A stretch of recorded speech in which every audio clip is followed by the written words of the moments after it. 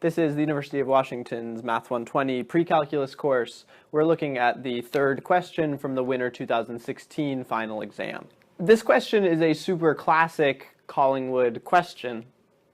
We have a sinusoidal function, and we're asked to quantify how long this function will spend above a particular number. This question, in one form or another, has appeared on every Collingwood final that I've ever looked at. And in my opinion, it is probably the hardest question on these finals year in and year out. So let's see what sense we can make of it. If you haven't already, go ahead and pause the video and see how you do on your own. Okay, there's one thing that, in my opinion, makes all the difference in chances for success on these questions, and that is drawing a really good picture. So let's start by drawing a picture, labeling as much as we can about it, and getting some intuition for what we expect our answer to be before we actually get into any of the nitty-gritty calculations. So we know we're looking at a sinusoidal function, and we know that at time 0, we're at a maximum. We're given that at time 0, right now, the volume is 80 decibels, and in 14 minutes, the volume will be at a minimum of 44 decibels. So let me just draw a sinusoidal function.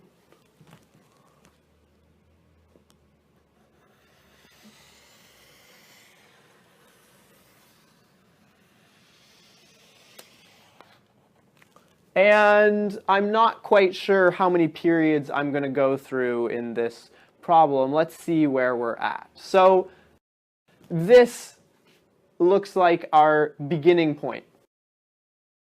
I'll draw in a line for a max and a min. This max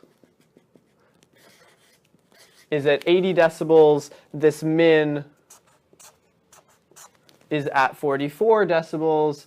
So that puts the middle here at what is halfway between 80 and 44. We're at a max at t equals 0. We're at a min at t equals 14. We're at a max at t equals 28. And I'm going to go ahead and extend this picture because I really do want to emphasize that the picture is going to make all the difference between whether we get this right or wrong. So I know that in particular the question asked me to consider over the next hour, so I'm counting by 14s. And now, what is this spot here? This spot here is t equals 63. Okay, great. So no computation yet so far, but I do have some intuition for how this is going to behave. I'm going to draw in this line that will represent my number of decibels. I'll switch colors for this line. I'll be interested in knowing the amount of time spent from here to here, the amount of time spent from here to here, and the amount of time spent from here to, and here's where I think one of the most common sources of error is on these problems. I'm not quite sure whether this section here is going to be just the same as this section here. In particular, I'm only interested in considering this up until the point where t equals 60. And I'm not quite sure whether t equals 60 is going to land something like here or something like here. The key distinction being whether the end point of this interval that I'm looking at is either the spot where this line crosses here, or maybe it's at t equals 60. Okay, so now I have to actually do some modeling.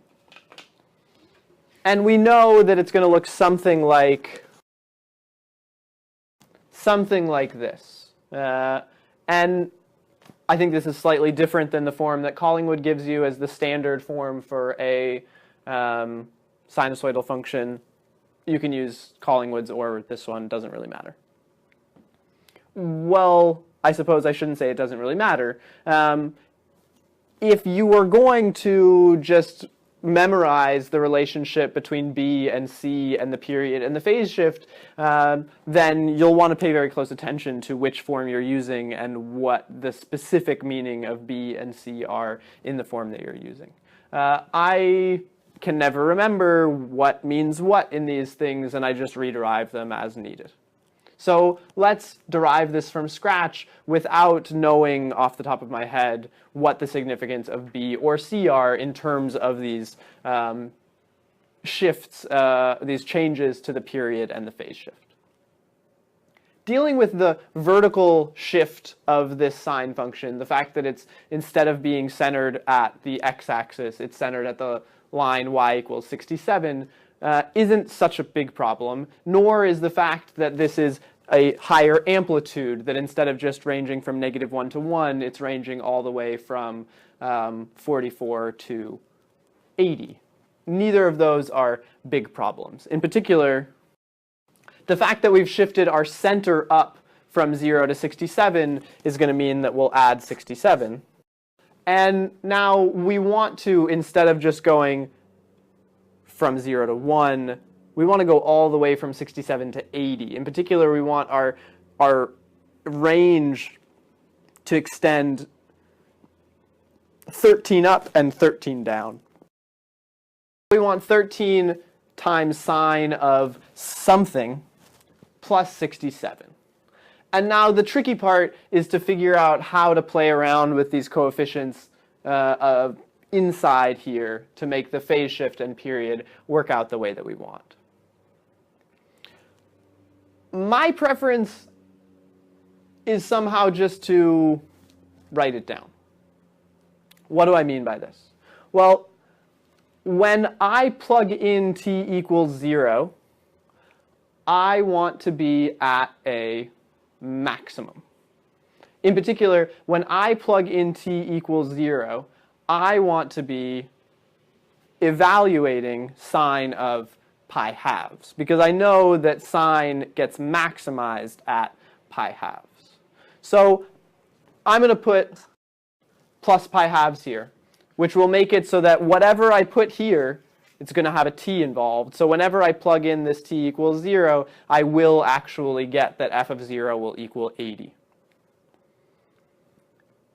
And now what I want to say is, when I go all the way from t equals 0 to t equals 28, I want to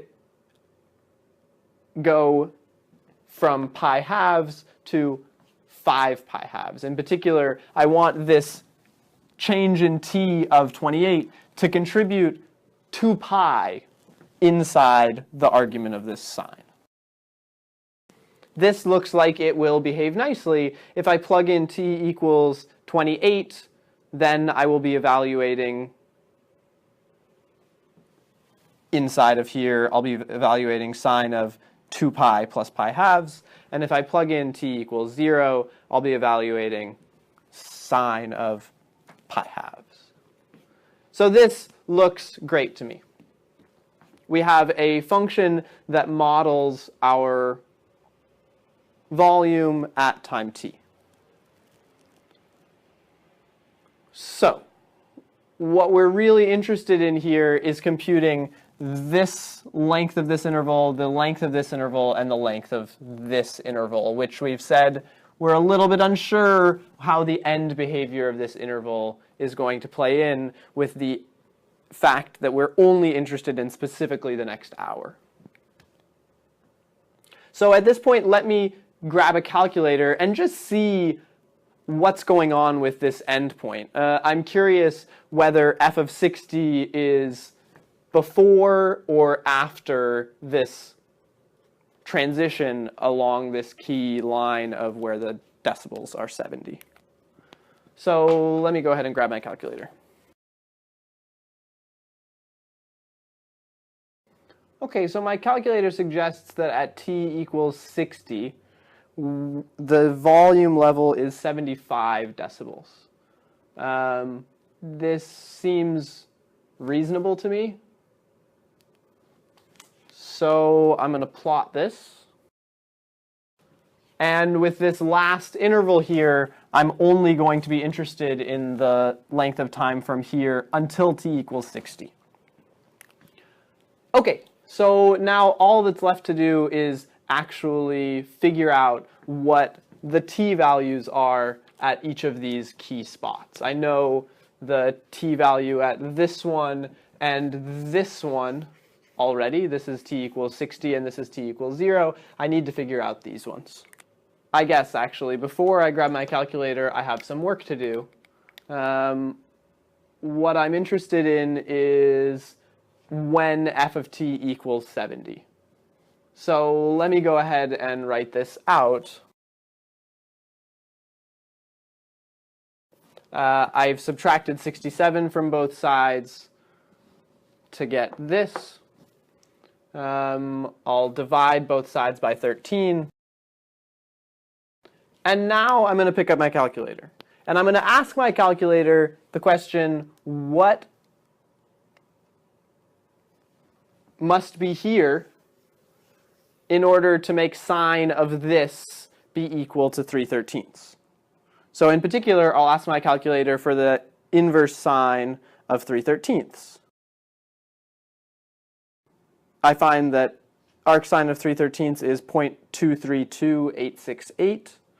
I'm going to solve for what value of t would make this be equal to 0.232868.